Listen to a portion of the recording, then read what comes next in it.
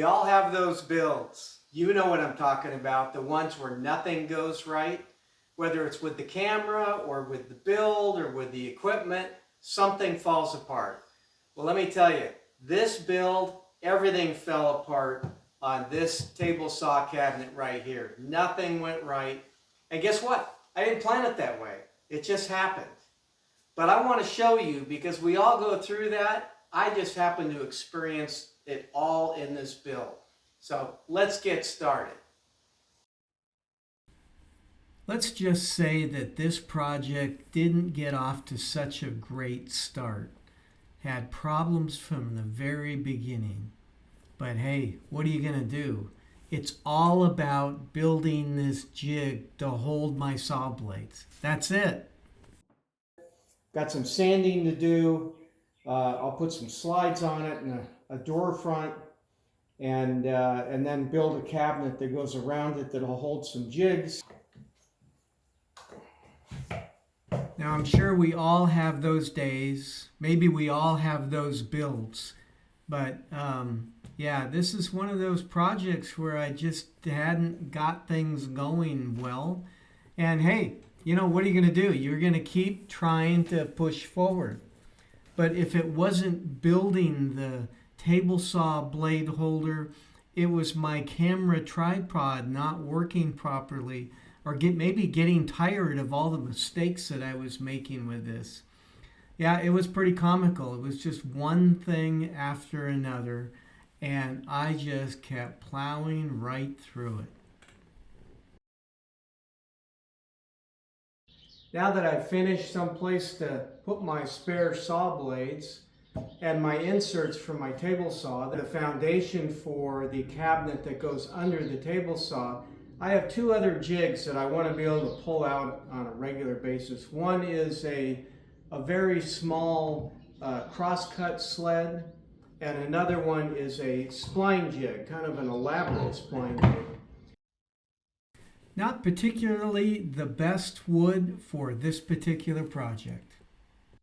Well, after cutting all that wood, I'm finally ready to put this cabinet together. And I'm going to put slides on the drawers that will go in the center for the inserts, as well as the table saw blades. If you notice, these are the slots that I cut for the spline jig and the crosscut sled. So these will go on the outside, and those will fit, hopefully, with a little room, but slide right in and be held in place. On here where I want to put the slides, and I'm going to put a face on the drawer that'll go right up against, so I set it up like that. Do the same thing up here, and then I can fold it together. So it's really pretty easy, pretty straightforward. But let's go ahead and get these installed. Now let's just say that I am a planner. I am a big-time planner. And I draw up plans for just about every project I do. This is one that I did not. And it's a good indication of how things can really go bad when you just don't draw up detailed plans. Now I know some people, can do that. Some people are very successful with it. I just know that I'm not one of those people. And I actually love doing the design work. I really enjoy that.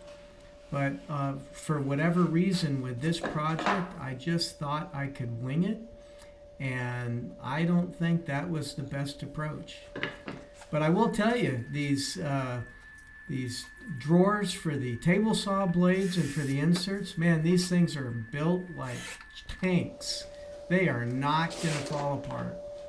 I think actually I overbuilt those. But hey, what can I say? I will always do plans in the future. I tried something that I used on one of my previous projects, which is taking joint compound and basically skim coating the surfaces, all the good surfaces, and then coming over it with fine sandpaper and sanding it. When you paint it, it'll give it a much, much smoother finish. I really like this paint color. It's kind of a black with a little bit of gray in it. I've done a lot of work with colors that are similar to the gladiator cabinets that you can see in the back of this picture. But this is something that I kind of like. It's a little different. It does show the dirt a little bit more, so I don't know how much I'll use it in the future. I finished painting this cabinet off camera and was ready to install the back on this, and consistent with lack of detailed plans, the back didn't fit.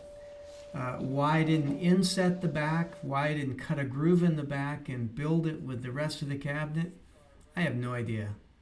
But I made it more difficult than I should and ended up trimming the cabinet back, identifying where I could put nails, pounding this thing in place, and nailing it in.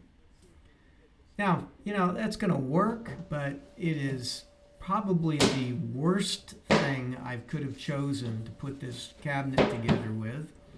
And in fact, I ended up having to install trim around the back because I had some gaps showing, and I didn't like that. And then I had to paint the trim. So it just took me a little bit longer to get it done. In the end, it's okay, but there are so many more efficient and effective ways of building this. I'm not sure why I did it this way. Well, if it wasn't clogged table saws or camera tripods wilting, it came down to wheels. And I installed a plate on here to make sure the screws wouldn't go all the way through. And guess what? It raised it up just a little bit too high. So I had to take those plates off, finally got it to fit the way I wanted, and there it is. Once I made sure the cabinet fit under the table saw, I started building the drawer faces. And here I broke the template I used to make the handles that I routed into the drawer faces. Fortunately, it was on the last drawer front that I did that. But if that wasn't enough of a problem, I had some real problems with this big box 1/2-inch plywood that I bought to make the top drawer. It's a 3-ply plywood versus a 7-ply Baltic birch. It's much lighter, equivalent in price, and I should have known right then and there not to get it. But hey, consistent with this project, I went ahead and bought it anyway and built the drawer. Well, I broke this drawer on the very first try. Had to re-glue it, put screws in to hold it in place, and then I found out later that I actually had one side cracked on this. This is just really bad wood and not something I would like to use again in the future. But hey, it was consistent with this particular build and rather comical. Well, hey, I hope you enjoyed the build, or at least I hope you enjoyed all the follies and flubs I had doing the build. Didn't really show you the whole thing, but you got to see all the mistakes. And guess what? We all make them. I just put them all in one place on the camera. It was kind of fun. It wasn't my best build in the world, but I wanted to show you what I can do. Just kidding. Anyway, I really appreciate you watching today. If you haven't subscribed, I'd appreciate it if you subscribe to my channel. I've got a lot of cool stuff coming up in the future. Can almost guarantee I'm never going to have another build like this one. So thanks for watching, and I'll see you next time.